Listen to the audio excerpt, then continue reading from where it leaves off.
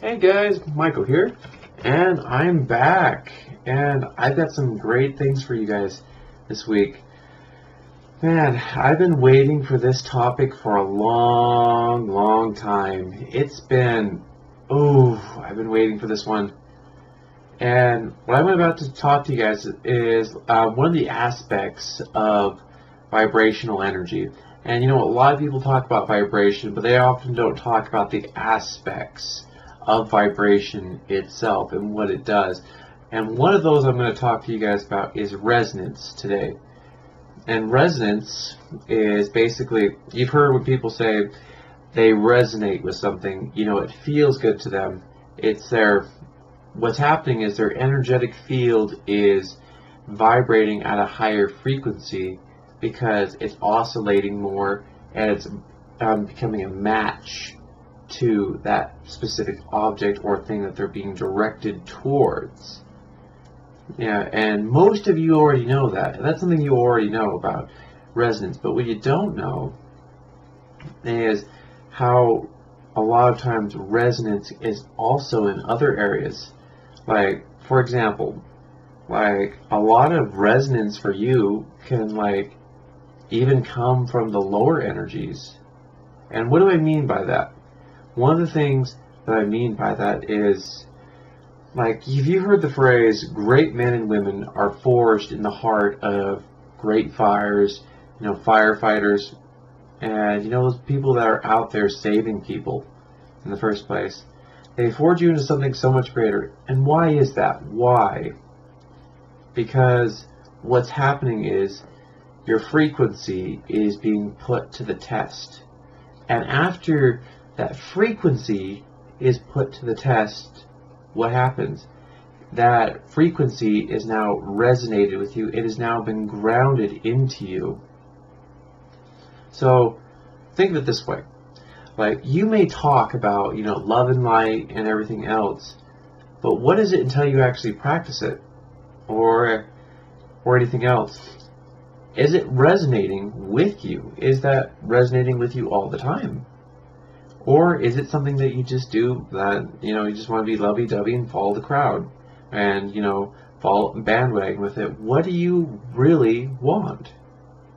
And so that's something to think about. It's like those lower energies, they're great, actually. And, a lot of people are afraid of the lower energies because, they don't know how to transform it into something constructive and something so much greater.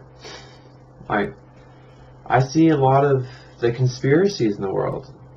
A lot of those can be transformed into something so much better. For example, there's a lot of fear with our government at the moment with control and everything else. And yeah, I know there's bad stuff being put in our food, and I'm not an idiot to that. And here's the part of this that you can transform. That you are a person and you have great influence on people and the people that you touch in your lives.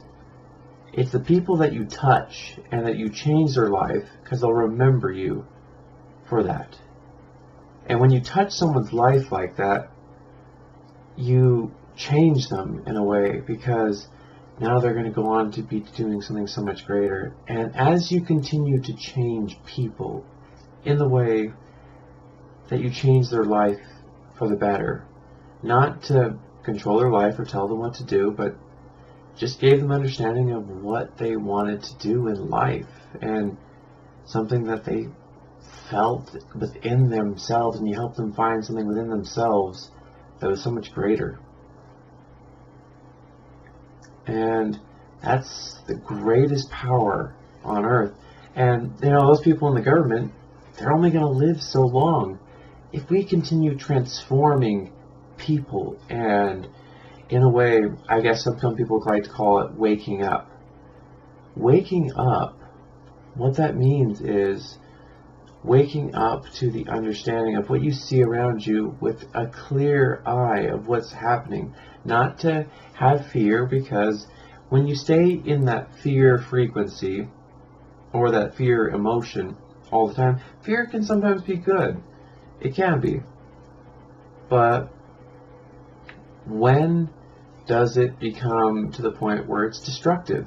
Fear can be good to, like, get yourself going and pushing yourself in a direction like that you want to go. Like, for example, don't be afraid of the crash of something that's happening, because the crash can often promote change in your life, because you're trying to promote change in that direction. But if you keep it in a constructive manner, it becomes something great.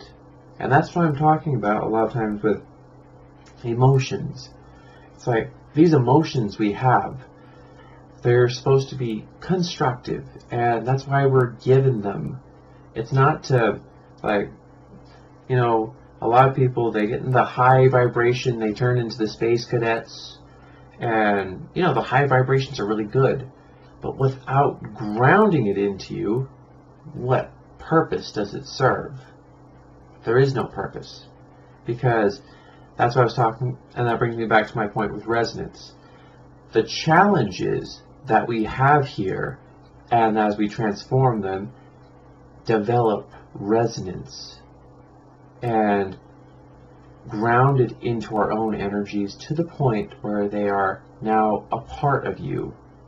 You know, they may be a part of your higher frequency, but are they a part of you permanently? I'd like you to think about that for a second. Now, what can you use your resonance frequency for with all this I've told you so far? Is like, you can use it to find your life path.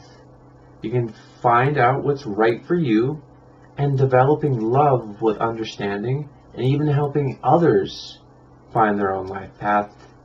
And there is so much more to this. You know, I'm just going to go over the basic stuff with you, but because I want to keep this video short, because I know a lot of you guys, you know, you have busy days, and, you know, I'm going to keep these videos fairly short to make sure you can watch them all the way through. Now, for finding your life path, like, I've talked about sometimes, like, listening to the heart and the heart within. When you fall into that soul part of you within the heart, and you listen with your heart. You don't listen with your ears necessarily. You listen within. That is this discernment. Discernment is like with listening to guides, you're listening out here. When you're listening within your own heart, you're listening in here. It comes in here. And there's a key thing, you'll feel it more inward when you're hearing something from your heart, and more something from the outside. And both are important, because one is not complete without the other. It's often said that when you find the inward part of you, the outward finds peace, and the outward helps develop you, and that's where we're here for the resonance. And so, how to feel the resonance field? It's part of your vibration. Like I taught you guys earlier, when you were feeling the energy with your fingers, there was a slight vibration you could feel along here, inside your fingers. But outside here, right around the edge of the auritic field right here, is the resonance field. And all you have to do is, like it's kind of difficult to explain a little bit, but